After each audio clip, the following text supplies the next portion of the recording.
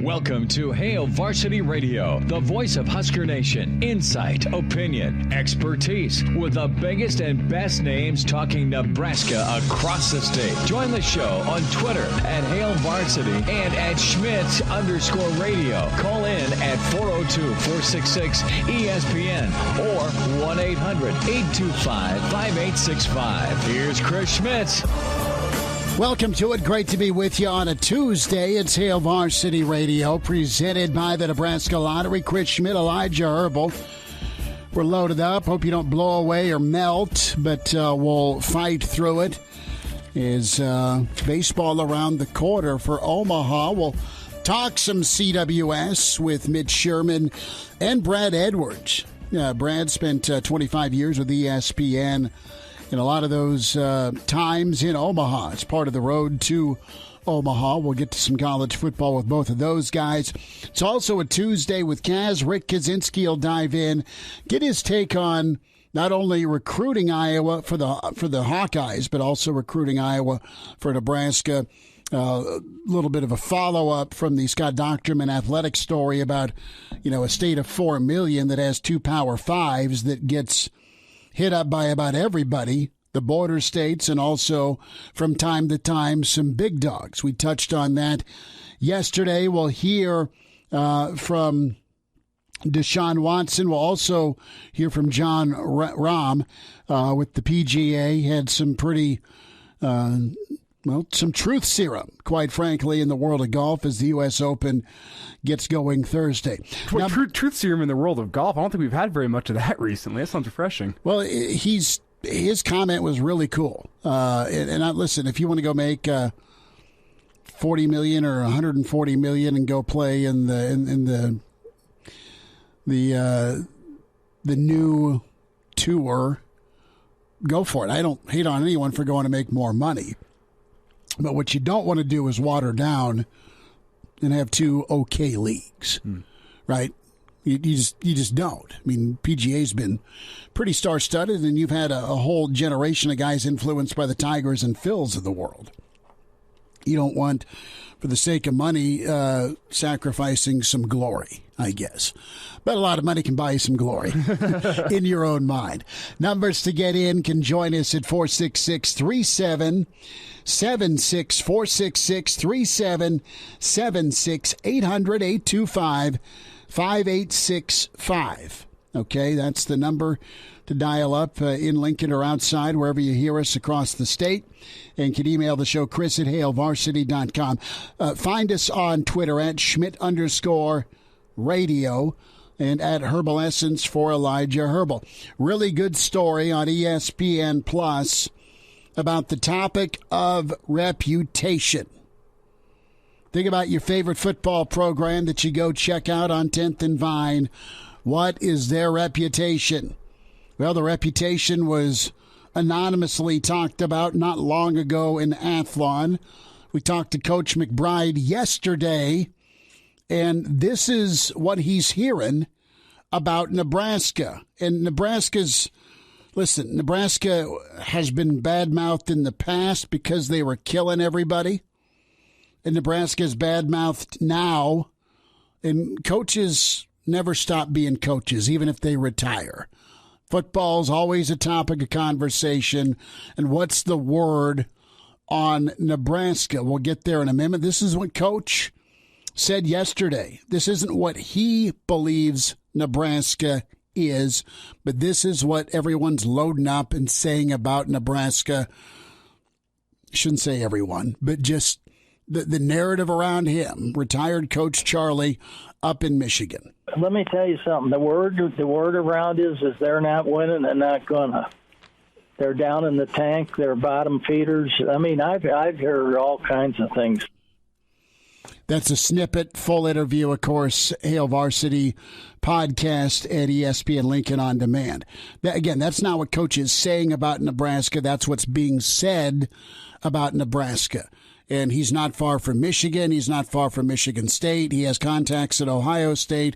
That's a perception thing, right? And we get into some programs that are poised to change their reputation. And the story has 4 football coaches on the cover. Mel Tucker, Mario Cristobal, Jimbo. Jimbo's got that death stare. And then Gundy and his mullet. His mullet not pictured separately but hidden, which is frustrating. But he's got the nice white turtleneck, and he's got this grin. So I think of those 4 programs, and then we can add in, let's just, for good measure, talk Texas and Nebraska. The Athletic just did a story on some of the ails for Texas and Steve Sarkisian in year 1. Let me know if this sounds familiar. Okay. Well, 1, they struggled with offensive line play. 2, their run defense was garbage. 3, inconsistency at quarterback, lack of confidence throughout the team. Didn't have cohesion. Team chemistry and accountability was a joke. And they weren't really bought in to do it for the other guy next to him. 5-7. Overtime loss against Kansas. Year 1. Sark's already on the hot seat. A year later. And then we get to Nebraska. Some things kind of cross over, don't they? Offensive line play.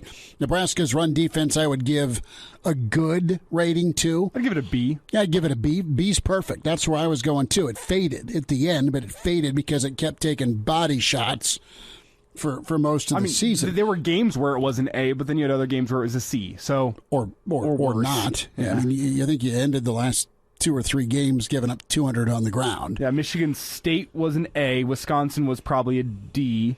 Well, Minnesota was probably a C-. Well, in Michigan. I mean, Michigan ran for 2 bills on you, and then Iowa probably ran for 2 bills on you. Okay, I mean. So B's fair.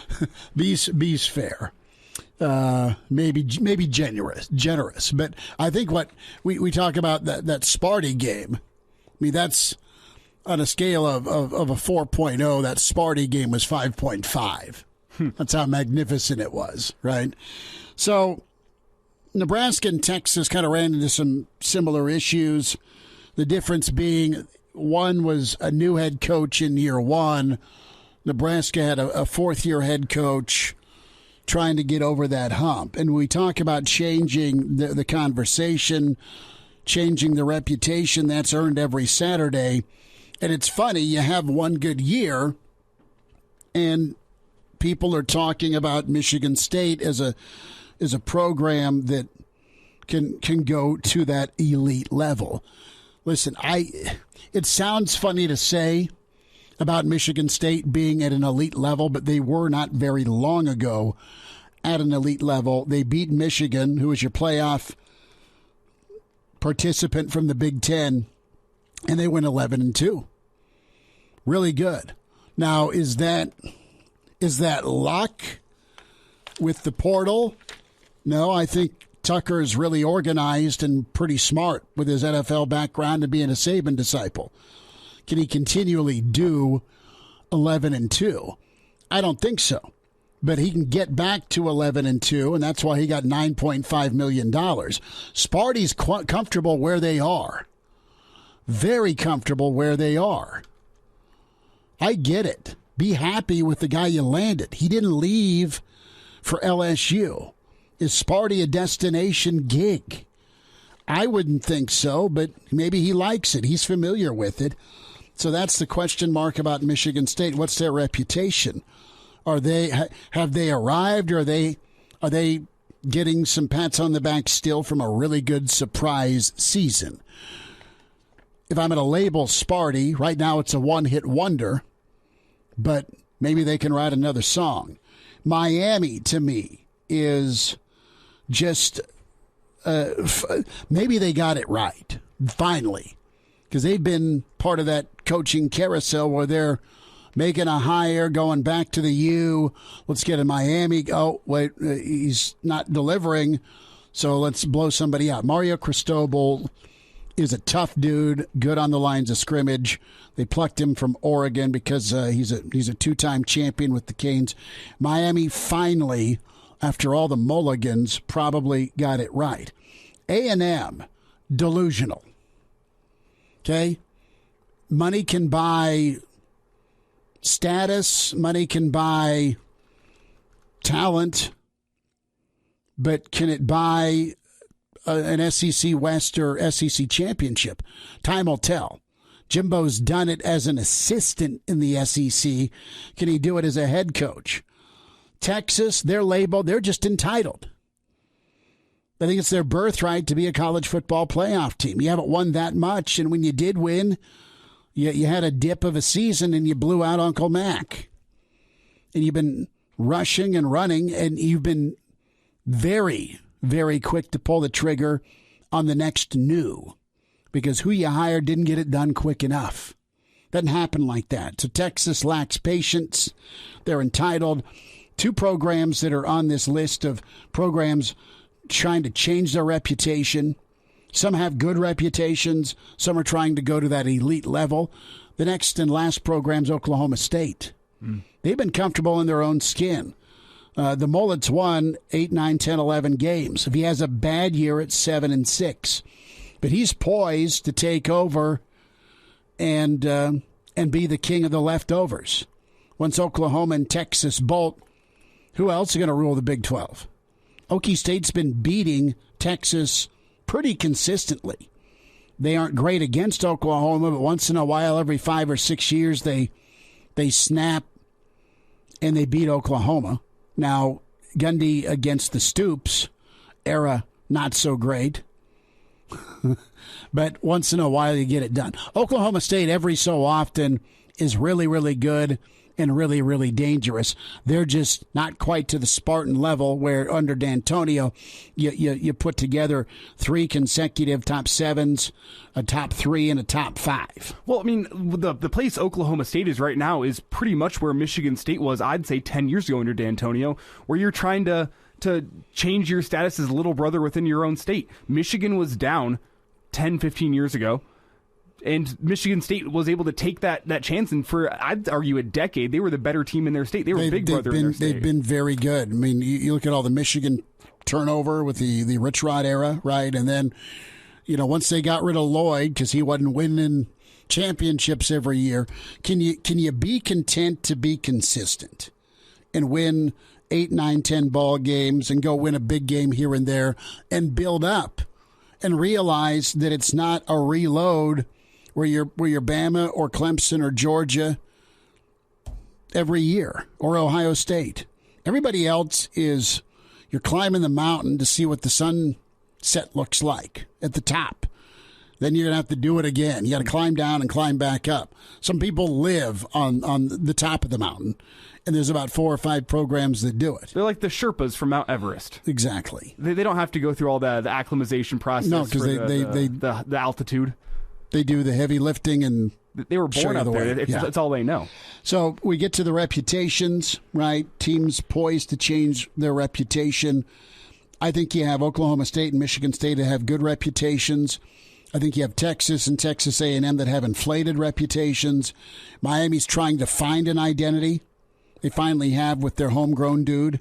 And then there's Texas and Nebraska, right? Trying to get back to blue blood again. Nebraska's reputation is what right now? It's a team that should be better than it is. Okay? That is it.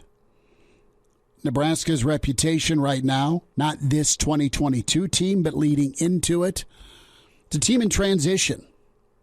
And it's been constant transition, be it portal, be it transfers, be it coaching staff.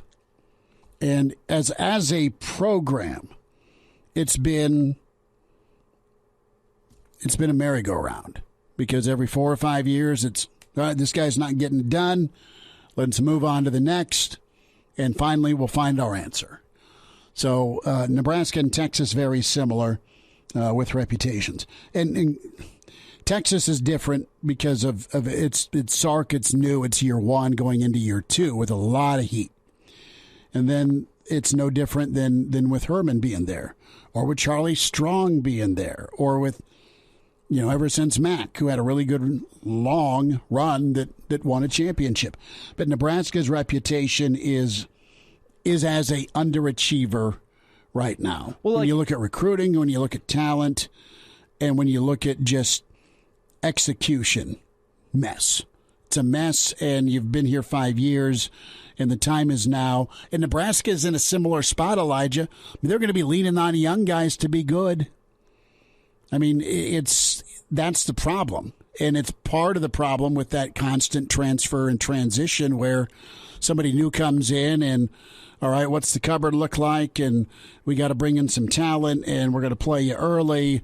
And are guys developed, or are they ready? And that's not always been the case. Well, yeah, it's the reputation, which I think Texas holds true, and you call it underachievers, which I'd almost call that a little bit of sugarcoating. What I'd say that the threat has been it's a team full of talented losers, and that sounds harsh. And I don't mean losers in a sense like the You're not a common good way, dude. but it's the guys that don't know how to win. It's the same down at Texas. Texas goes out there and they out-talent the other team a lot, and they find a way to lose. Nebraska has had that same reputation, even dating back to the Bo Pelini years, of being a team that is more talented than the other side of the field, but you're going to find a way to lose that football game.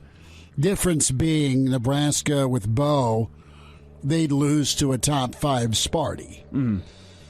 All right, they weren't losing that often to Minnesota. They weren't losing to Iowa. They weren't losing to But you'd get to the Big 12 championship game or the Big 10 championship game. Yeah, those big moments on that monster stage. Absolutely. We'll dive in a little more ball and thoughts with Mitch Sherman next. Hello, listener. Hey, it's Chris Schmidt with Hail Varsity Radio, and I wanted to let you know about a special deal just for listeners of the Hail Varsity Radio Show podcast. We're offering $10 off the annual subscription price. That means that you can get everything we do. 10 issues of our monthly magazine, our annual football yearbook, and all the premium content we produce at HailVarsity.com. Just go to HailVarsity.com/subscribe and enter in the promo code GBR for $10 off a full year of Hail Varsity. That's HailVarsity.com/subscribe, promo code GBR. And now, back to Hail Varsity Radio. Thanks for spending time. It's Hail Varsity Radio, presented by the Nebraska Lottery. Some thoughts here on programs trying to change their reputation or make a jump. Miami, one of those teams.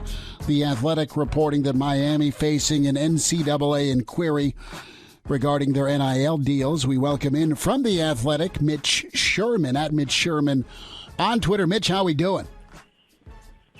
I'm good. Was it the booster who was threatening to pull the contract of a player who wanted to transfer, or I don't know what it was. If leave it to Miami for being the most brazen of all. I mean, everyone's violating the spirit of NIL and the rules and the way that they were created, but leave it to Miami, which has always been at the forefront of pushing the envelope, to just completely ignore any attempt to look like you're playing within the rules. So I think I know you didn't ask me this question, but I feel like they're getting made an example of in this situation, in hopes by the NCAA that other schools will see that and just decide to at least give the appearance that they are trying to do this thing right. Play by the rules. You're not above the law. I know Miami Vice was sweet back in the day, but the cops always won. Right, and I mean, play by the rules means something a lot different than it did a year ago.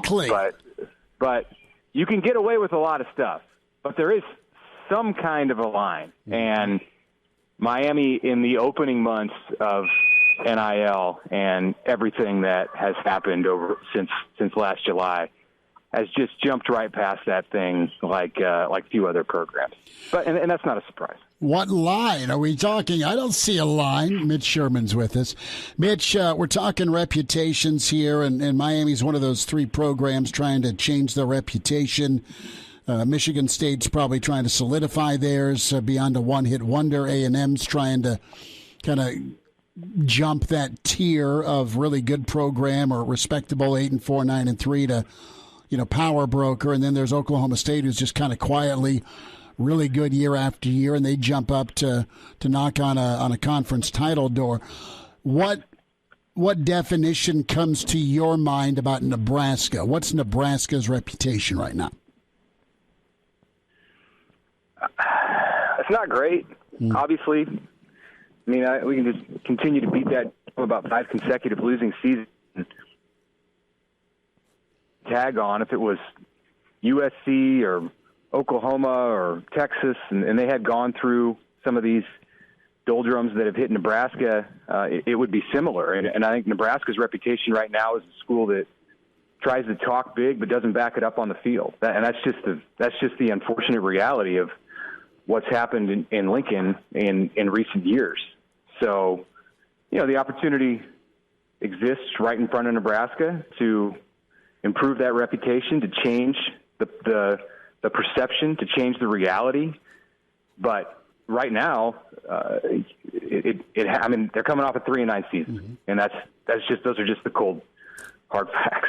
So the reputation, I think, once you get outside of the state of Nebraska, there isn't necessarily a whole lot of talk about, hey, this is an excellent transfer class that Nebraska brought in, or they're generating momentum because of the changes on the coaching staff, or, hey, if you look at the losses that Nebraska had last year, it's easy to see that they were close in a number of those games. And, just a few changes here or there could be the thing that flips the switch. Those aren't the things that Nebraska fans look at when they're examining programs in other major conferences. So it stands to reason that if you're in the SEC, a fan of an SEC program, or somebody who coaches or plays in or works around an SEC program or Pac-12 or Big 12, whatever it might be, and you look at Nebraska, basically you look at the results and you see 5 consecutive losing seasons. So that is going to lead to a reputation of a team right now that has an inflated opinion of itself, because Nebraska still talks a big game. And, that's understandable. There's a great history there, but they're not living up to that history. Mitch Sherman's with us, Hail Varsity Radio. Mitch, of course, with The Athletic, at Mitch Sherman on Twitter.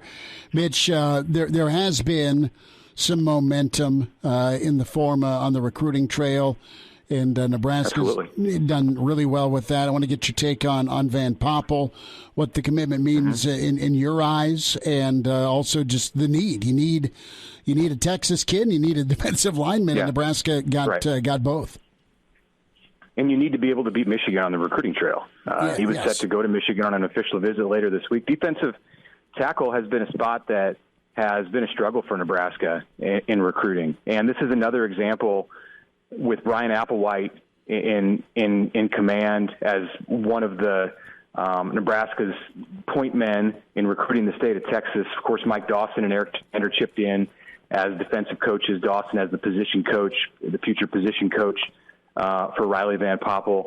But all of those things that you mentioned and that I mentioned about the position that he plays, his stature nationally as a 4-star prospect, being from the state of Texas where Nebraska needs to reestablish itself in a bigger way, taking a recruit away from Michigan, that the Big Ten champs, the reigning Big Ten champs, the college football playoff team from last year wanted and expected to have on a visit this month.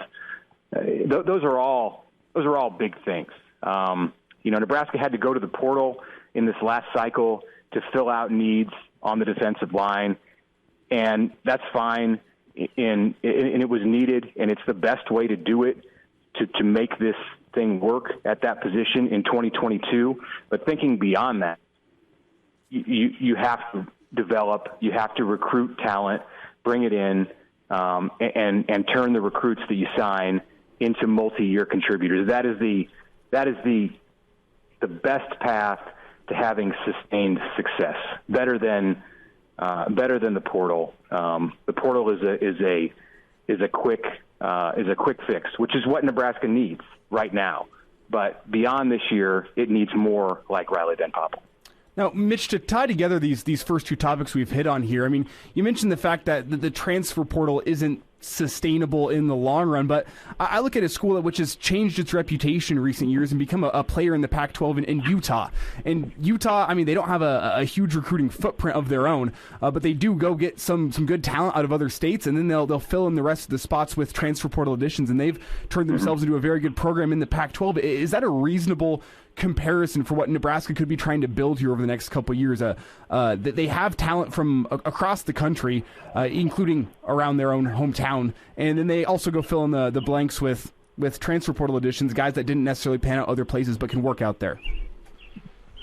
Yeah, I think it's a model that Nebraska can look at. There are a number of programs out there, and that's one of them. It's a team that, I've thought in some of the reporting I've done this summer about like a blind taste test of programs. And if you laid out the characteristics of certain programs, you can go inside the conference, inside the Big Ten, outside the Big Ten, and you laid out those characteristics and you told a Nebraska fan, the good and the bad about various programs. I think their opinions and their desire for the Huskers to be like those programs would be quite a bit different in some cases than it would be if you just said, hey, do you want to emulate program X, Y, or Z? And not to say that Nebraska fans wouldn't want to emulate Utah. I think they would. But I think you'd get more positive feedback about it if you just listed the traits of the Utah program in a way that you did right there. So the transfer portal is a sustainable way to supplement your roster. It isn't a sustainable way to build the bulk of your starting lineup. And, Nebraska went out, credit to the coaches on this staff for the work that they've done since December, and found 15 Division I transfers. That is fantastic for what Nebraska needs to do in 2022. It isn't going to be the recipe every year for this thing to work. You're going to have to do it in smaller pieces through the portal, and then primarily by building and developing after you recruit the players who best fit your system. We talked about Van Poppel, a recruiting win yesterday for Nebraska. Let's dive into Caden McIntyre. Fremont Bergen really wowed a lot of programs, is headed to Soonerland, and that's another in-state kid that gets away, and that's rare, but it's becoming less rare because of, the prowess. There's a lot of good football players, Mitch, in the state of Nebraska. Yeah, he's not going to be the last guy in this class that Nebraska loses, that Nebraska's made an offer to, who decides to leave and go out of state, and that's just the reality of the way things are in college football today. I think McIntyre fits a little bit along the lines of the players from Omaha who left a year ago in the class of 2022, in that he didn't really look hard, I would say, at least from my perspective. Mm-hmm. He didn't take an official visit to Nebraska. They had a conversation after he got the offer. I know he spoke with Barrett Ruud. They talked, but I never really got the feeling that Cade McIntyre was in any way seriously in play for Nebraska. Now we may find out differently if he speaks on this, but that's how I viewed it. I felt like Kansas State did a nice job with him early in the process, and then when Oklahoma came in,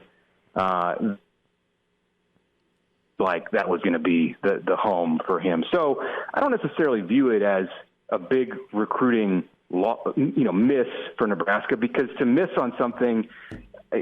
really miss on something, I think you have to at one point have been in decent shape to land that player. Mm-hmm. And in this one, much like we saw with the likes of Devin Jackson, the linebacker from Omaha Burke, who's headed to Oregon, and Micah Riley Ducker at Auburn, and Caden Helm and Deshaun Woods, who ended up at Wyoming but was committed to Missouri last year out of Omaha Central.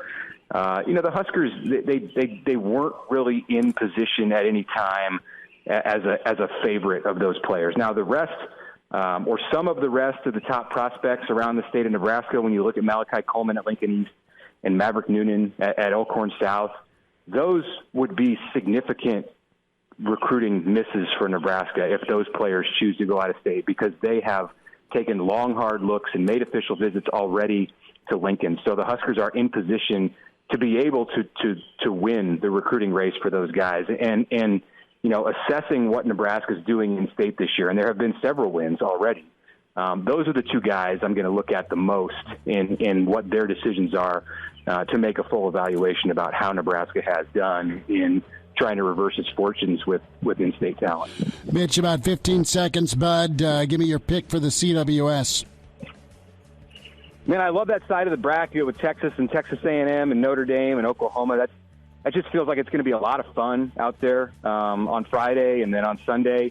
I'm going to go with Stanford from the other side, the highest seed remaining. This Stanford team can hit like a number of Stanford teams that have come to Omaha haven't been able to do in recent years. They can always pitch, and I think there's something special about this group from Palo Alto. They came back in the regional and the super regional from deficits, so that's my pick, and we'll see if they can pull it off. Mitch, we'll check in next week, bud. Thanks for a few minutes. All right. Okay, take care, Chris. Thanks. Pardon the interruption, but I'd like to save you some money. I'm Brandon Vogel, managing editor of Hail Varsity, and I wanted to offer listeners of this podcast $10 off the price of an annual subscription. That means that you can get everything we produce, 10 issues of our monthly magazine, our annual football yearbook, and all of the premium content we produce at hailvarsity.com. Just go to hailvarsity.com/subscribe and enter the promo code GBR for $10 off a full year of Hail Varsity. That's hailvarsity.com/subscribe, promo code GBR. Chime in 402-466-ESPN or email the show, Chris at hailvarsity.com. Just try me. Back to Hail Varsity Radio. Big thanks to Mitch Sherman. That full interview, we talked reputations, we talked to Nebraska, some CWS, some recruiting. So all of it handled with Mitch Sherman from The Athletic, ESPN, Lincoln.com. On demand, where you go for that interview. Also the full replay on ESPN Lincoln Twitter and Facebook. Get the podcast. Subscribe today. Spotify, iTunes, Google Play. Please do so. You'll enjoy it, no doubt. And thanks for all the subscriptions you guys have been downloading. All the episodes. Really, absolutely appreciate that. I want to remind you about the yearbook and Hail Varsity. And right now, when you check out Hail Varsity, you can enter in the promo code GBR. And when you do that, Hail Varsity subscription to the magazine, get $10 off the annual price, $79.99 with that code GBR. So take advantage of that.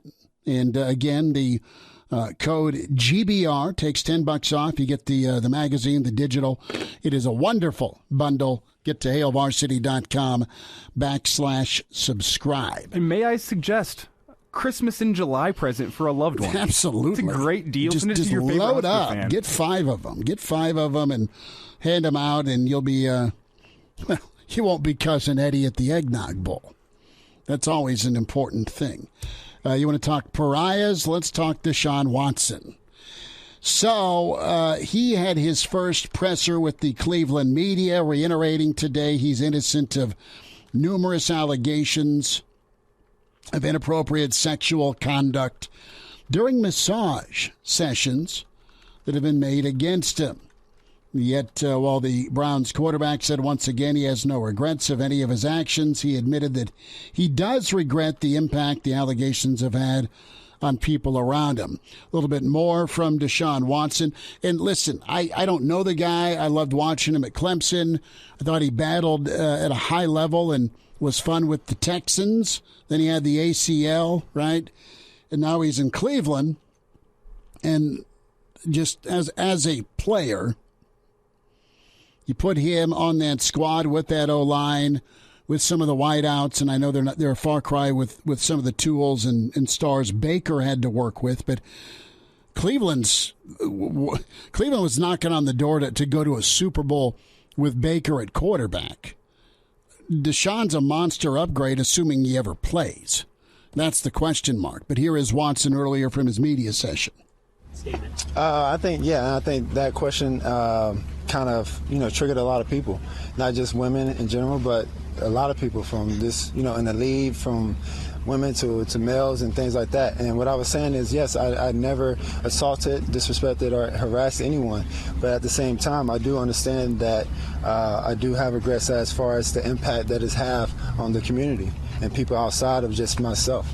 and that includes my family, that includes this organization, that includes my teammates in this locker room that have to answer to these questions, that includes, the fan base of the Cleveland Browns, that includes males, females, everyone across the world, so that's one thing I do regret is the impact that it's have triggered on so many people, and it's tough to have to, deal with. But as far as your actions, you don't have any regrets about anything that you've actually done?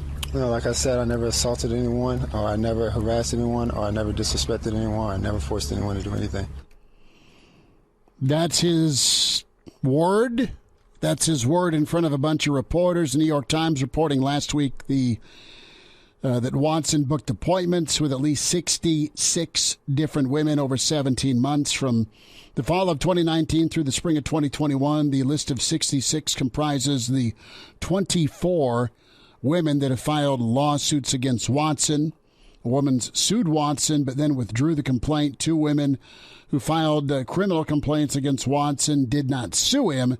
At least 15 therapists who issued statements of support for Watson at the request of his lawyers. And there's at least 4 therapists contracted with the Texans. 5 women identified by the plaintiff's lawyers during the investigation for their lawsuits, and at least 15 other women whose appointments with Watson were confirmed through interviews and records reviewed by the New York Times. So there's a lot of smoke. Was he inappropriate? He says, no, you have lawsuits that claim otherwise. Either it's a money grab or he's a scumbag. Well, and I just hate that response from him of, well, I didn't do anything wrong here. Well, I'm not sorry to these women. I'm sorry that these women accuse me of this because of what it's done to my friends and my family. That's just. But and I don't know. We don't know what happened. We have 2 sides of the story, and if he didn't do anything, you can't admit guilt if you didn't do anything wrong. But there's too much, again, smoke here to look at it and go, well, is everybody lying? And I mean, I'd rather someone tarnish an image and reputation and him not be a creep than him really be this guy that's making people uncomfortable and asking for inappropriate massages. So there's the update, but he's not going to jump on camera and say, if I did do something wrong, I didn't mean to. I mean, he's not going to admit any guilt here because he's going to presumably fight for eligibility, fight these lawsuits. I think he's done for a year, but I don't think this is a situation where he's suspended indefinitely. I think if it gets cleared up somehow, some way. To me, with the urgency that's going on with Cleveland and Carolina to move Baker, Cleveland's front office must know something. I mean, if they're trying to get a deal done to get Baker into Carolina camp for summer, then maybe Watson will play, or Cleveland's already got their plan B if Watson's watching, and there's no way after the way things have gone with Baker that he's going to come in and play for him ever again. I think that's more of the reality than just saying, hey, well, Deshaun might be on the shelf. Baker, how's that shoulder doing, son? You ready to hand off? Well, I'm just with how the Browns have handled this, I'm inclined to believe. Do you even trade for the guy with all this floating out there for $230 million contract? No, I mean, I'm inclined to believe the Browns just said, look at this guy's talent. We think this will all blow over. We think people won't care. People will forget. And it's when you look at the mounting evidence, the numerous women that have come forward, I'm inclined to think that Deshaun Watson is in the wrong here. So, well, and that may be, and there could be some civil suits that are won by the women accusing him, and there's a payout, and you move on. There may be a lot of payouts. We'll see. We have courts for a reason, but there's just so much evidence against Deshaun here that it's... Well, but the other part of it, too, is, I mean, he, per New York Times, he gave $5,000 to this gal's shop, right? To air quote, help some people out. And now, back to Hail Varsity Radio. One final time this hour, Brad Edwards, college football insider. We'll talk some CWS with Brad as well. Then Rick Kaczenski next hour. Don't forget your chance to continue to check out ESPNLincoln.com for your summertime needs. Can log on and sign up and try and win with your friends at Super C. Say aloha to summer. That's grills, that's tents, that's chairs, that's a cooler, that's a portable speaker. Meet the toss on the grill and just enter to win that. ESPNLincoln.com. Your chance to enter in and get qualified for a $100 Super C gift card. Contest ends September 6th. Elijah, when's the last time you filled up and how much did you bleed? I didn't fill up completely today. So you're just kind of topping off? Are you going the Kenny the Jet Smith route? Well, I think we're getting our next paycheck here in the next week, so it's not tomorrow. I think it's tomorrow. Yeah, I was 100% sure, but I thought it was sometime here soon. So I just thought, give me enough to get to the next paycheck, and then I'll feel a lot better about the numbers in my bank account after I fill up. So I think I threw in $25 today and got like a little over a third of a tank. Which is great. No, right. We're getting loaded up for Durango, Colorado. Yeah, have fun with that road trip. You know what? Mama Bear is got a second mortgage on the house. We're taking her vehicle, and yeah, dude. We have a weird household financial dynamic. So there are certain things like travel ball and hotel and stuff. She's helping. She hasn't hit me up yet, anyway. Hey, can you pass the hat? I'm wondering. That'll be at baseball tonight. So we have 4 nights of hotel. Are you going to chip in on this? I'm like, no. When's the last mortgage you chipped in on? We're going to get that arm wrestling match right out of the way. And panhandling. It's okay. It's all right. So would you recommend married life to me? Like, I mean, it sounds like a bit of a hassle there. That. She's all right. Be careful with your words here. She might be listening. No, she's not. Absolutely not.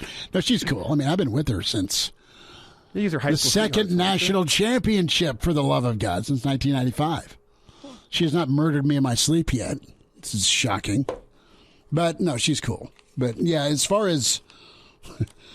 I can't give you great advice as far as communication goes.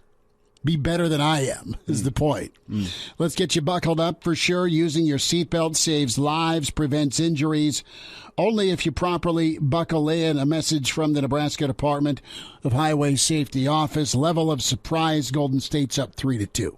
Oh, man. I'm surprised that they're up 3-2 after Steph's performance last night. If he goes 0 for 9 from 3 and struggles like 7-17... you got to win that game. I mean, did you see that free throw that he missed off front iron? It's the worst free throw, or it's the worst I've ever seen Steph Curry miss a free throw. And I saw that, I went, oh, something's off with Steph tonight. Well, he went for 43 after the air quote injury. But this was the first time last night that he has ever made it through a playoff game without knocking down a three-pointer. First time in his career. Over 130 games. No, the difference, though, was Wiggins, and Wiggins was 0 from 3 as well. But guess what? The beauty of shot selection with Wiggins. If it wasn't working from the outside, Wiggins didn't force it. He didn't keep chucking it up like Russ. Now it sets up a fun Game 6 matchup where it's Game 6 Klay, the legend of Klay Thompson in Game 6 against Boston, a closeout game at home, knowing, or not a closeout game, an elimination game at home, knowing they got a winner or their season's done. That should be a fun Game 6. No, it'll be good. Good for Wiggins, though, with taking some mid-range, right? We'll check in Brad Edwards next. Like what you hear, high-quality radio and podcast is part of what we do at Hail Varsity. Hey, it's Chris Schmidt with Hail Varsity Radio, and I wanted to offer listeners of the Hail Varsity Radio Show podcast $10 off the price of an annual subscription. That means that you can get everything we do. 10 issues of our monthly magazine, our annual football yearbook, and all the premium content we produce at HailVarsity.com. Just go to HailVarsity.com/subscribe and enter in the promo code GBR for $10 off a full year of Hail Varsity. That's HailVarsity.com/subscribe, promo code GBR. Welcome to Hail Varsity Radio, the voice of Husker Nation. Insight, opinion, expertise, with the biggest and best names talking Nebraska across the state. Join the show on Twitter at Hail Varsity and at Schmidt_radio. Call in at 402-466-ESPN or 1-800-825-5865. Here's Chris Schmidt. Back into it. It's Hour 2. It's Hail Varsity Radio, presented by the Nebraska Lottery. Chris Schmidt, Elijah Herbel. Coming up, we'll check in with Rick Kaczenski. Good stuff on the Athletic when it comes to the state of Iowa and how many Division I prospects they're churning out. We're talking about 8, going from 8 a year to, well, double that over the last 6 years, 84 three-star and better players, and a lot of the Midwest in on him. We say hi to College Football Insider, longtime member of ESPN College Game Day, also a lot of years covering the College World Series. And his book, The Bama Dynasty, Brad Edwards, back with us. Brad, good to spend time with you. Thanks for jumping on. It's been a while, but I love this time of year and love having you on. Thanks for joining us. Yeah, thanks for having me, Chris. I think it was either right before or right after the national championship game for football was the last time we spoke, and so that has been a while. But this is the time of year where I know Nebraska is getting all warmed up for college baseball and to decide that thing on the field, and that was always a fun time. I can't recall off the top of my head how many I was out there for, but it was several, and there were some really good ones. There were some that weren't so dramatic, but it was usually hot. And Elijah tells me it's going to be another steamy one for the folks who are coming in from all over. Although most of them are coming in from the south, so I guess it might not be that different of weather from what they're coming out of. You say they're coming in from the south. You can just say they're coming in from the SEC. Exactly. aside from Notre Dame, I want to get your perspective. And I was talking to a couple of folks that are in SEC country, and you know, you look at Notre Dame being pretty much the northern school to get there. Other northern schools have gone. Michigan not far removed either, but for the most part, it's an SEC or an ACC filled event, and some Big 12, of course. Well, there's still a Big 12, but Tennessee got bounced by the Irish. Tennessee, you either love them or hate them because of their antics and their cockiness, their brashness. Really awesome ball club, but got beat. Is Tennessee among the best to not at least get into Omaha, or to your knowledge, is there a couple of teams that when you were covering the CWS that were just really, really good and really, really loaded that didn't get the dog pile done? Yeah, that's an interesting question because one of the things in baseball, and I don't know how many people are aware of this, I don't know how many people actually follow baseball that closely before the College World Series, but I believe it was 1999, the very first year of the super regional format, was the last time that the number one overall seed won the national championship, which is amazing if you think about it. But at the same time, it's baseball, you know, and it's just a sport that really doesn't lend itself to one program or one team in a given year being that much better than everybody else where anyone would ever be a huge favorite. So I don't remember a situation like this where there was a number one seed that seemed to be a notch above everyone else that didn't even make it to Omaha.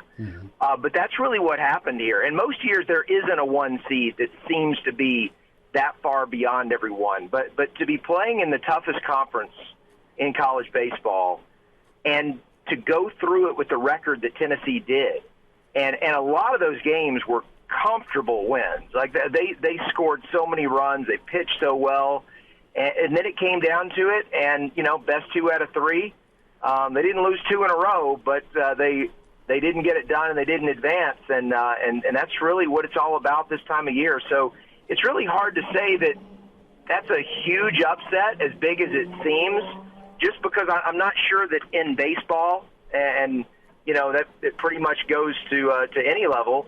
I don't know that there is a huge upset, especially not when you're talking about, you know, 2 out of 3. You know, maybe to a greater extent if you had a dominant team in Major League Baseball and they lost in a 7-game series. But even then, it's just that's the sport, and you get the bats hot, or you have a couple pitchers that throw well, and all sorts of things can happen. So yeah, it's kind of crazy that you've got 4 SEC teams there. But what was clearly one of the best teams that the SEC has had in quite a while is not one of the 4. I look at growing up, the team that was always supposed to just go annihilate was Oklahoma State. Pete Incaviglia, Robin Ventura, yeah. and those guys would come down to, just outside of Memorial Stadium, the old Buck Belzer field, and that was a treat, right? Nostalgia. But they'd just smoke the baseball. I mean, Inky would go yard 15 times a series, it felt like, and Robin had an insane hit streak, but they never got it done. And I kind of liken when I was a kid watching Okie State, waiting for them to get to Omaha. They may get to Omaha, but they wouldn't dogpile. Look at this Tennessee team, a lot like that Okie State team, with some pitching, some hitting, and they were left at the altar. Yeah, so the one that comes to mind for me, I grew up a Mississippi State fan. That's where my dad went to school. And I was in kind of the middle school years during the Will Clark, Rafael Palmeiro, Bobby Thigpen days. And I mean, they had Jeff Brantley. They had – that team was loaded. And I would say from a talent standpoint, it had to be one of the best teams to not win the College World Series. And I mean, from a talent standpoint, it's probably one of the best teams that ever was in college baseball, win or lose. But last year Mississippi State goes into Omaha with, I think I can very safely say, not one of the 5 best teams in the history of the program, and yet it's the only one that's ever walked out of there with the trophy. And once again, I mean, it's cliche, but that's baseball. It's just it takes getting hot at the right time, and it takes some clutch hitting and stuff like that. And it's not a sport that really lends itself, especially with the college format, to the best team having a great chance to win. Very, very different from college football, where it's highly unlikely that the best team is not going to be in that 4-team playoff.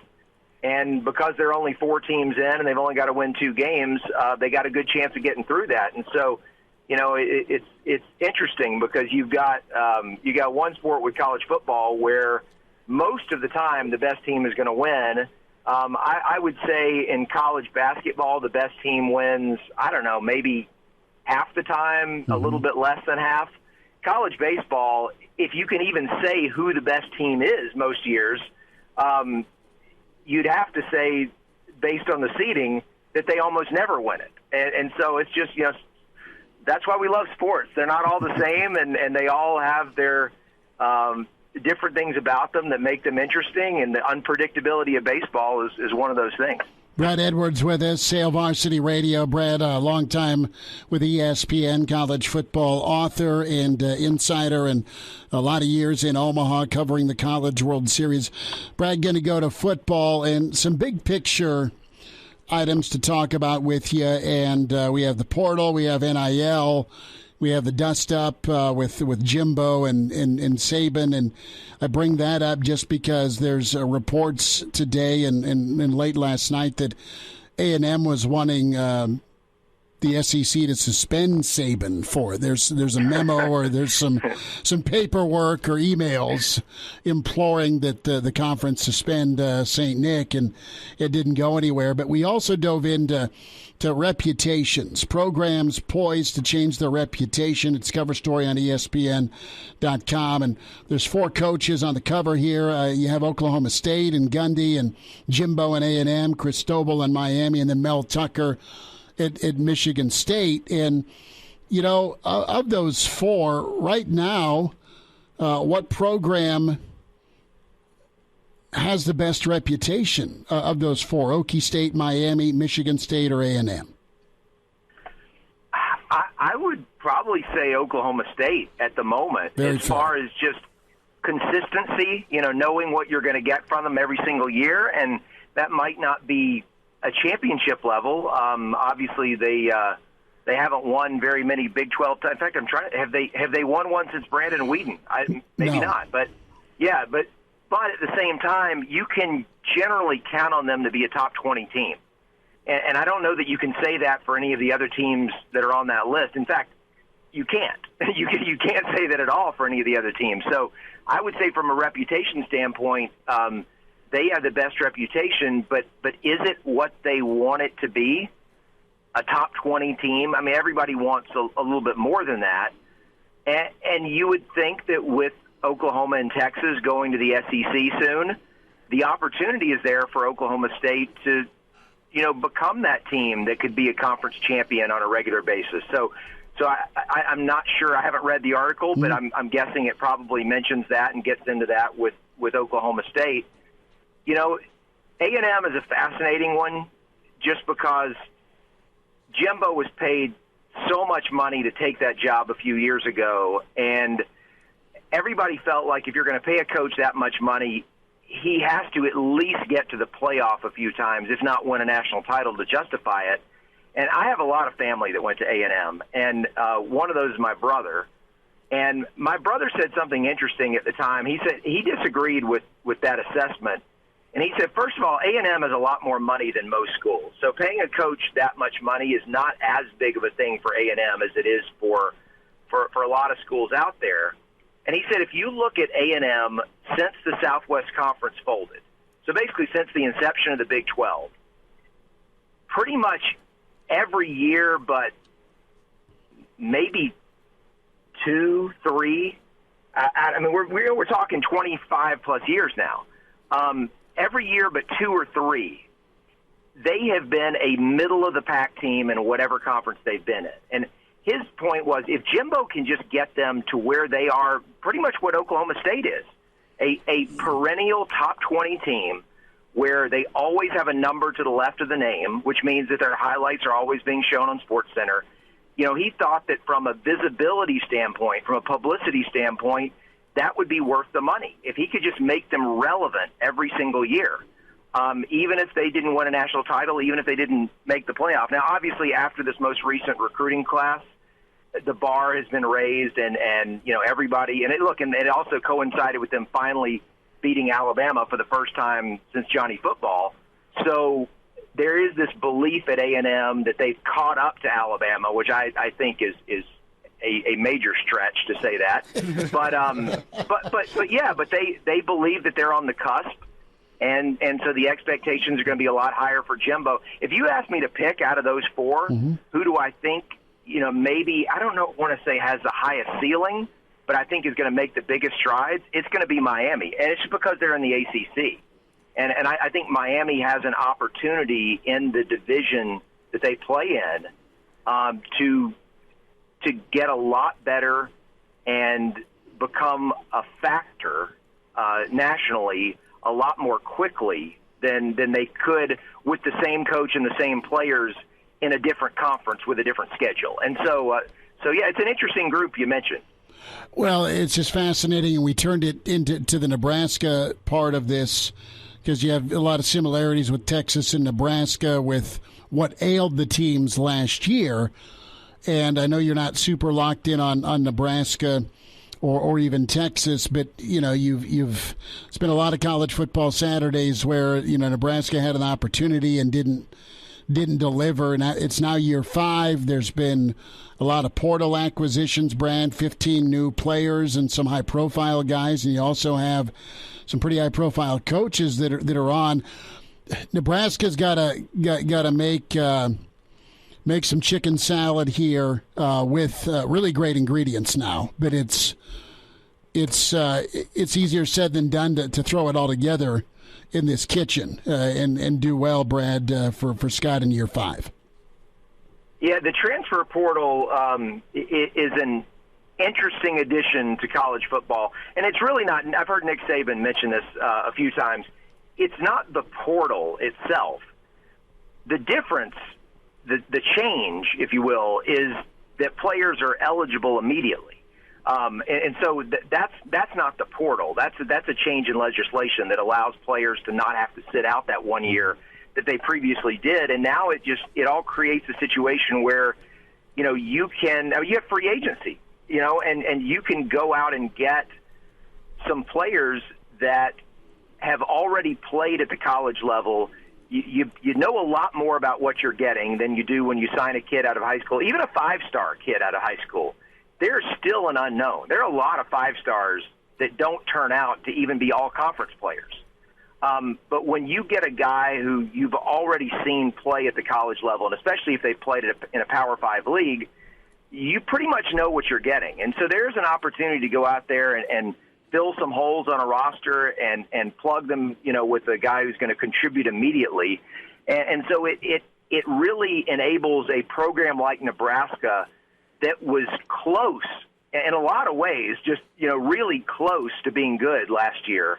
That if they can just get better at maybe 3 positions in a hurry, they could have a much different season this year. Now, will that happen? I don't know, because everybody has access to those same players, coming in immediately as transfers, and whether someone will get, better results out of it, like Michigan State, for example, last year, get better results than Nebraska. I mean, that remains to be seen. But, we talked about it with baseball and how most of the time there's this fine line between number one and everyone else. And most years it's not that big. And that's why it's hard to call anything an upset. Well, you can't say that in college football, not at number one, and a lot of times not in the top 4. But once you get outside of the top 10 in college football, I think there's not a lot separating, let's just say, number 15 and number 60 in most seasons. And Nebraska last year was a great example of that. I mean, there was nothing about them that you would say, hey, they were possibly a top 25 team. Obviously, when you have the record they did, no one's going to say that.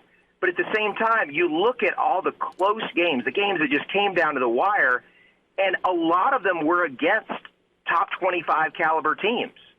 And if you do that on a consistent basis, it shows you're not that far away. And so the opportunity is there with the right quarterback, with the right transfers who can play immediately at certain positions.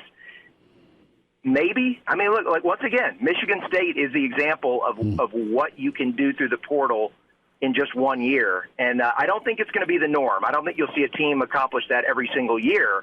But it happened in the first year of the portal, and I know we'll see something like it happen again at some point in the near future. Brad Edwards with us. Brad, it was awesome to get caught up, bud. We'll talk again sooner rather than later, and thanks for a few minutes today.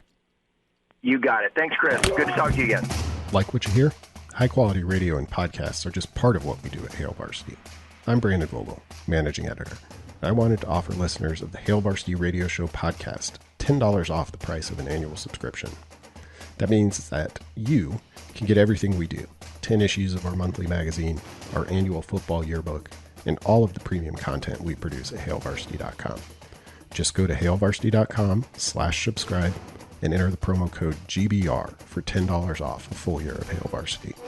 That's hailvarsity.com/subscribe, promo code GBR. And now, back to Hail Varsity Radio. Back into it, it's Hail Varsity Radio, presented by the Nebraska Lottery. Another Tuesday with Kaz. Rick Kaczenski joins us, longtime coach at Iowa and Nebraska. Kaz, we kind of both grew up in the 80s and in the 90s, and saw this on social media, and I was like, I don't know that he would have tried to pull this look off, but maybe, and we've gone into 80s fashion before. Did you ever have the popped collar with that sweater kind of wrapped around? Did you ever go? Stop talking right now. Just stop it. Just stop it. That's not allowed in Erie. I know that's the response. Are you kidding me? I honestly, first of all, my old man wouldn't have let me leave the house. All right. Then secondly, my mom wouldn't have bought me those fruity shirts. All right. Then third, if I somehow managed to make it to East 27th in Ash, to St. John's, I would have got. I wouldn't have made it to the front door of the school bus. So yeah, I would have been in lost and found, putting on some new gear. all right, and had some ice on my lips. So to answer your question, absolutely not. I didn't know absolutely if after a croquet match you said, I'm just going to pop this collar and no. Friggin' I wore navy blue pants and that was our uniform. So the first 9 years of my education I wore navy blue pants and in a baby blue top. That's what the Catholic schools wore up there. So so everybody very Orwellian, kind of 1984ish, but everybody was high and tight. Everybody was clean cut. Everybody looked the same. So you had your Slayer T-shirt underneath, kids though. Wore corduroys and made a bunch of noise going down the hallway in the winter. So they had it tough. The old corduroy. Do they even make corduroys anymore? I bought a pair of corduroys. Oh, gosh. No, this is years ago, before you start piling on. I had a black. You were pair able to purchase them on your own. So my point being, you bought them. Your parents didn't buy them. Oh no, they bought them. They bought them. I think I had a charge card. They got me down a bad rabbit hole in the early years of post-marriage, where, hey, great, it's free. Oh, no, it's not. It's 27%. Ouch. Kaz, let's get into some football, but I just had to ask about the summer attire after tennis. Iowa, really good story in The Athletic where they poll 5 different high school coaches. Now, the coaches' names aren't given, but it's 5 different regions. And Iowa right now has the smallest population with that has 2 Power 5 schools in it. You have Iowa State, you have Iowa. And it's nuts to see the last 6 years what Iowa has done. And they're producing, I think they've doubled. They've doubled in 3-star and up prospects. Usually it was about 8 or 9 kids a year that were Division I, Power 5, Group of 5, and now it's up to, I don't know, I think they've produced 81, 82 kids at that level since 2017. I wanted to get your perspective because all of these high school coaches were asked, A, how's Iowa and Iowa State do keeping in-state kids in state, and Iowa and Iowa State do a nice job of that, but you have so much infiltration because it's borderless recruiting now, right? I mean, Nebraska's always tried to get in there, Missouri, Kansas, the programs in the Big 12. You were on both sides of it. You went in and recruited Iowa for Nebraska, but you also had to protect the border when you were trying to keep kids in at Iowa. What was that like? Yeah, I mean, Schmidt, I mean, it's no different than anywhere else. You always have the advantage when you're an in-state school, especially with a kid and his family. There's I have a lot of respect for Iowa State. I always did. That was the toughest game on the schedule year in, year out. For Iowa, especially when I was there, it's just a ton of respect for them, the way those guys played and coached. And their fans, the way they packed the stadium. But, Iowa, recruiting an Iowa kid in Iowa, it's actually pretty easy. There are, very few kids that we wanted that we didn't get. And I don't care where you are, what state you are. If you got 10 top players in the state, you're not going to get all 10. That's Ohio, that's Pennsylvania, Alabama, Florida. It just doesn't work that way. You're going to have a kid that maybe, moved in, no ties or wants something more, wants to go south, wants to go west. But once again, we didn't get caught up in all those things. I mean, it was, okay, here's a guy in state. We knew about those guys early on. Great relationships with the high school coaches, and that helps tremendously. Kirk was great about opening. I mean, those coaches worked, they worked our camps, our clinic. I mean, our clinic was a 3-day clinic. I mean, those guys had carte blanche. They, come to practice anytime. So, we knew them, head coach knew them, assistant coaches knew them. So, you knew about kids early on. Hey, you heard about kids in 8th grade. Hey, this kid's going to be a player. This kid's a Hawk fan. Hey, this kid's this. So you had a lot of the inside tracks there on a lot of those kids. And then, you know, you have guys, what was it, I think Pershbach or a guy at Ross, that tackle who went to Alabama. Mm-hmm. It's tough. It's still, whether you're if you're a Hawk fan, you grew up a Hawk fan in Alabama, just, you know, won 4 national championships, they're recruiting you. Yeah, you become a Crimson Tide fan very quickly. So, you know, really, you know, when you're in state and you got a kid in state, yeah, you got the built-in advantage. So yeah, you always got to do the right thing, and recruit the kid on early and often and all those things. But I think too, you know, a place like Iowa, you know, Iowa, they never worried about the recruiting rankings. You know, they really don't care about that press conference on signing day, the old school signing day. You know, so, and that, man, it just takes a lot of pressure off because, you know, your coach is sitting in the room, you're watching tape, you see the kids in camp, you know the family, you know the character, you know what the coach has said about them.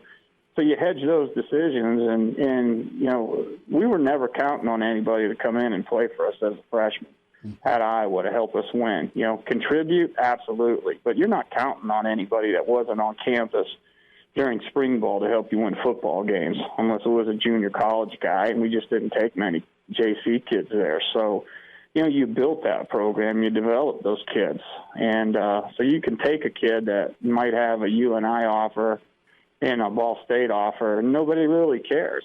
You know, they don't care. Neither did the coaches, and neither did the head coach. We weren't worried about ever winning the off season. You know, we were more concerned what we were doing in the weight room and doing on the field in the fall. So, you know, I think, you know, they probably do it as good as anybody, considering the, you know, how small the state is. But, you know, you still double the population of the state of Nebraska, if I'm not mistaken, which is probably close to 4 million people in Iowa, if I'm not mistaken. Mm-hmm. Yep. But also give the high school guys a lot of credit. I think it's very well coached, high school football. Very well coached. I think also, too, what I noticed about the Iowa kids is you have a lot of athletes. You have a lot of guys that play multiple sports.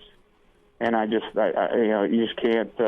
tell you how important that is to, you know, develop an athlete. I think that's why you see so many 245, 260-pound offensive linemen, you know, 4 or 5 years later weighing 305 and, you know, got a size 38 waist and, you know, getting drafted by the NFL because they, you know, in high school they played basketball or they wrestled or they played baseball or they ran track. So I saw for all the places that I worked, I thought the high school football was as well coached in the state of Iowa as anywhere that I have been.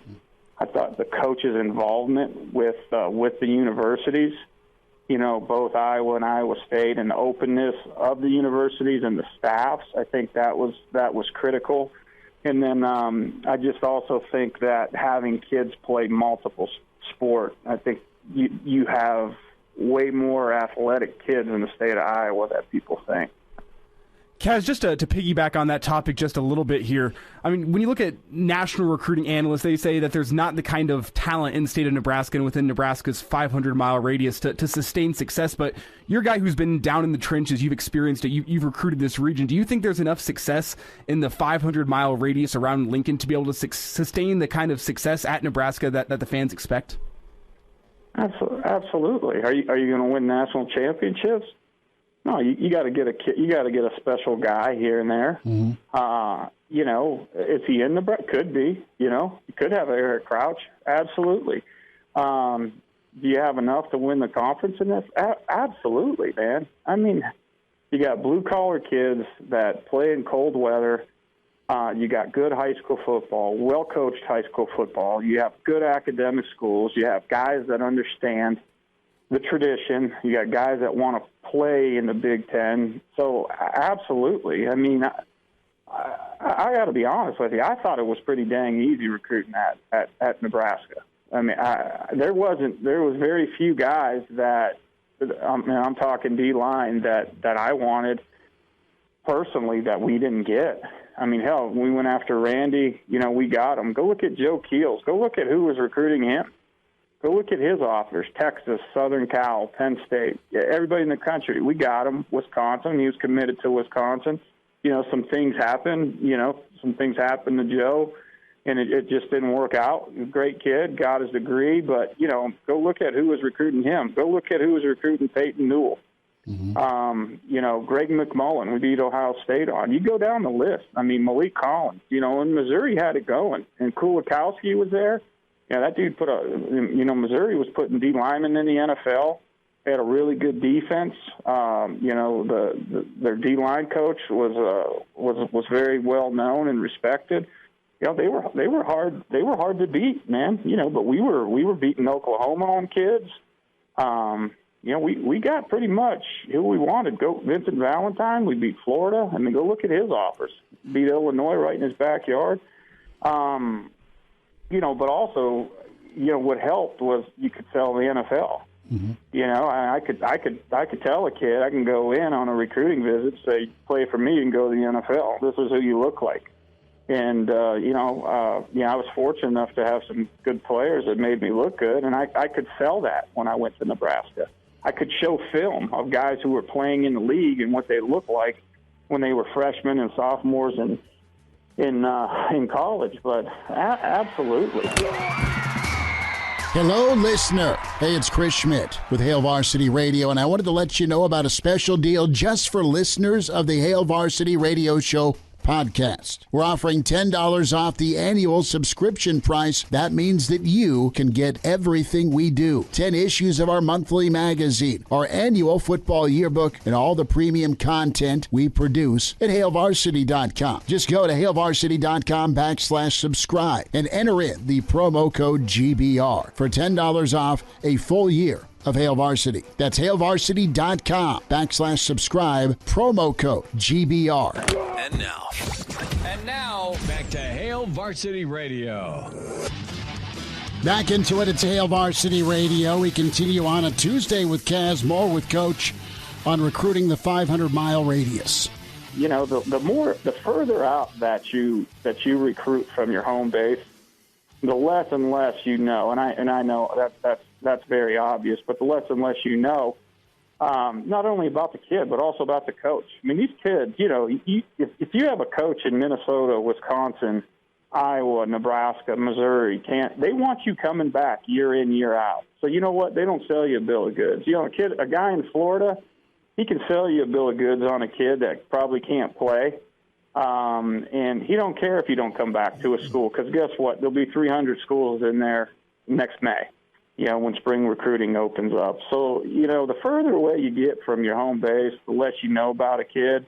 And then also the easier it is for the kid to go back home. When it's hard to transfer. It's hard to go back home. It's hard to go back to your high school on a Friday night when, things aren't going well for you and you want to transfer, So I think that there's plenty of talent, but also what you got to do, you got to win games, because also there's, Iowa, I mean, they recruited who they recruited, but, and to be honest with you, when I was at Nebraska and when Bo was there wasn't too many head-to-head battles. There really wasn't. But, I thought that we had the advantage when there were. I don't know who we lost to Iowa. Same thing. I don't remember losing anybody to Minnesota. We got A.J. Natter out of Wisconsin. He was one of the top players in the state at the time. So we welcome that, man. There's always a kid here and there that you don't get, but that's everywhere. Alabama, there's a kid here and there that they don't get. Clemson, there's plenty of kids that Notre Dame doesn't get. So I think what you got to really worry about is who you get in developing. And then, unfortunately, now, when they become players, now you got to keep them. Holy cow! I mean, this stuff is crazy. But I know that was long-winded, but absolutely, there's enough talent. Absolutely, there's enough talent in the Midwest within the 500-mile radius to compete in the Big Ten for Nebraska. Couple more minutes. Rick Kaczenski's with us, Hail Varsity Radio. Kaz, it's June and it's off-season magazine time, and the anonymous coaches section of Athlon, this came out last week after we talked to you. You had an opposing coach sizing up Nebraska. Says in their division, Nebraska still has the best-looking roster. We call it the all-off-the-bus team because they look better than anyone else in the West pregame.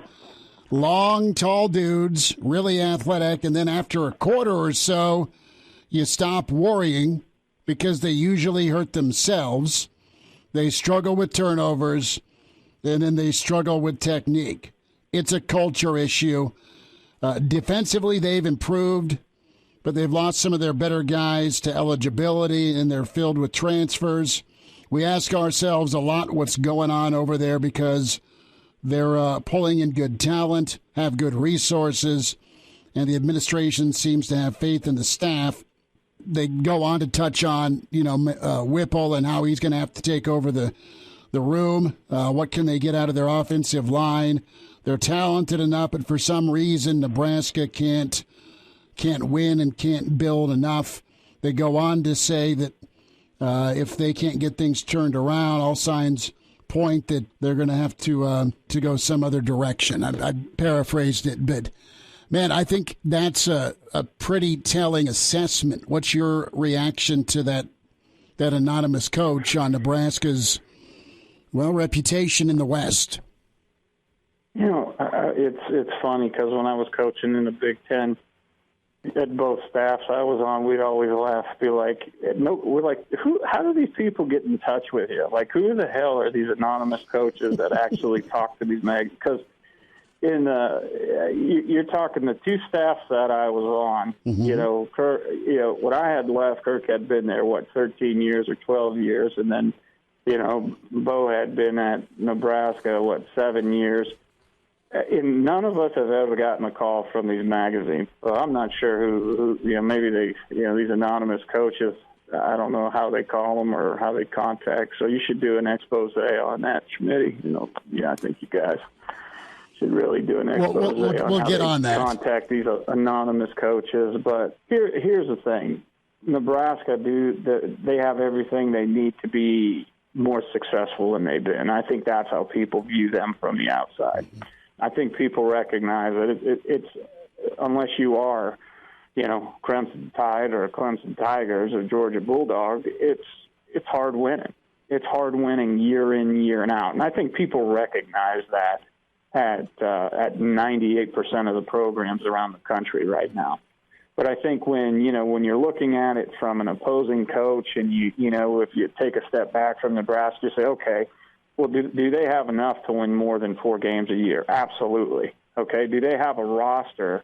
When you look at them on the field, do they look like a team that should be winning more than 4 games a year? Absolutely. Okay. It is Nebraska. Do they have things that they can sell to win more games than they have? Absolutely. So I'm not thinking these anonymous coaches are saying, hey, they should be winning a national championship. But, let's be honest. Let's look at the West. Iowa, Wisconsin, if you're going to get Wisconsin, now's the time. Go get them. You go get them. I think it's there for the taking. So when you look at the schedule, when you look at the West, I think people are a little bit, when they actually look at Nebraska, saying, what's going on there? Why aren't they? And I think, also what opposing coaches always stress, and I've talked to opposing coaches, you just got to keep it close. You got to keep it. Can't let them get up by 2 scores because at some point they are going to screw up. So and I think there's a lot of kids that have been playing on these other Big Ten teams that have been in those games with Nebraska, and that's how it's gone. Mm-hmm. They get down early, or you just keep plugging, you keep hitting them in the mouth. Eventually, they're going to help you out. So I think that's kind of, the MO for Nebraska the last 4 or 5 years. So is that a fair assessment? I think, yeah. But you know what? Who cares? It's an anonymous coach in a magazine, right? So what do you got to do? Let's be honest. Go win some games. When people stop talking. So it's all you got to do. So, so I don't concentrate. I don't think about any of that BS in the off season and all that. Right now I'm a coach. I'm a player. I'm thinking about what I got to do during the season, man. There very few people that didn't block and tackle that whose opinions, about football counted with me. So, hey, it's entertainment. But right now, as a coach and a player, I'm thinking about, all right, what do I got to do to be successful? What do I got to do to make sure we don't, we don't do this anymore? This ain't happening. This ain't happening. That's got to be the mentality. But I can understand why an opposing coach would feel that way. But man, anonymous coaches and everybody, just worry about yourself.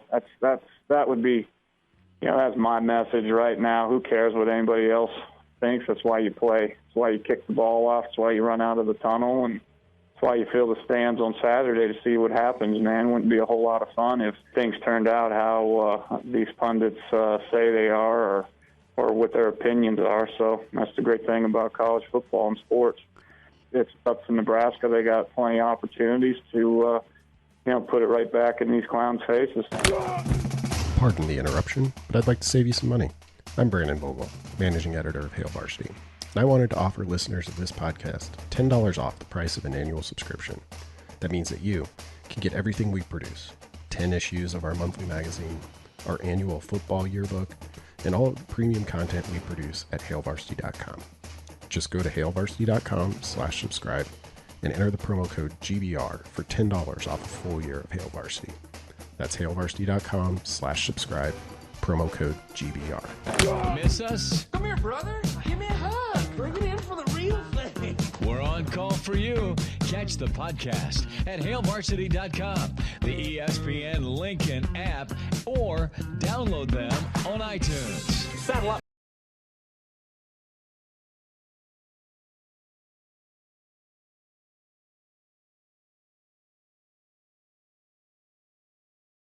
World Series. No, bro. I think I'm going to watch that one on TV. It's just nice beating old Tennessee. I tell you what. So Tennessee I was at a baseball tournament on Saturday and Sunday, and that is, I'm obviously in SEC country. And, man, let me tell you, there was, it was a big tournament, and there wasn't a whole lot of positive things said about Tennessee's players and coaches. So a lot of SEC fans were pulling for the Irish. So it was nice to see them. I caught the top of the eighth. Or I'm sorry, yeah, I caught it in the top of the eighth and in the ninth inning there. So yeah, it was nice, man. It was nice to see them win, but I'm gonna enjoy that one on TV, brother. Unfortunately, as much as I'd like to get up there. My schedule not conducive with my schedule, so. But yeah, if I go up to Omaha, I want to go there where nobody knows me. Schmidt, I'm gonna get in a little trouble next time I go up to Omaha. Go to that new bar, that Hail Varsity bar. Well, we will get you the VIP room set up, brother. We'll have that Templeton on ice. Well, hold on, no, we won't have it on ice, but we'll pour it on some ice for you. We'll just drink it right out of the bottle, man. We'll just get you your own little bottle service. We gotta get somebody. Does anybody in Nebraska? Is there a distillery that makes rye or bourbon there? I mean, you keep sending me this Iowa Templeton. Isn't Templeton made in Iowa? Well, that's where the offshoot to Capone's setup was. That's the old story. What are we doing in Nebraska? Yeah, Brickway. Brickway distillery up in Omaha. Or rye? Brickway does it. I've got a place out in western Nebraska that I have some of that stuff. It's not really that far off from Crown. So I have some of that at home. It's near a. Well, I don't believe you. I think you should send me some bottles. I'm not. The tank is on empty, is what he's saying. I love it. Kaz, we'll do this again, man. I'll get back from Denver and we'll give you a shot, buddy. Thanks for the time. Thank you, guys. Appreciate it. Big thanks to Rick Kaczenski, a 3-segment show with Kaz today as Kaz bringing the good stuff as usual. Some quick housekeeping to bring you as Schmidt packs up and heads off to his son's baseball game. The schedule coming up this week for Hail Varsity: tomorrow, a normal show, Schmitty and myself. Then Schmitty off to Colorado on Thursday, so it'll be Will Wilson and myself taking you through the show on Thursday. On Friday, it's going to be me again with a co-host to be named at a later date. And then Saturday, Schmitty will be back with us, joining us from Denver for the Saturday morning edition. And then Monday, we'll have College World Series here locally on ESPN Lincoln. I believe Kearney will as well, and Columbus will have national ESPN programming. So no Hail Varsity show on Monday. That's the lineup coming up to you the next week. Tomorrow, Schmitty back in 4 to 6, Hail Varsity Radio. A Hurrdat Media Production.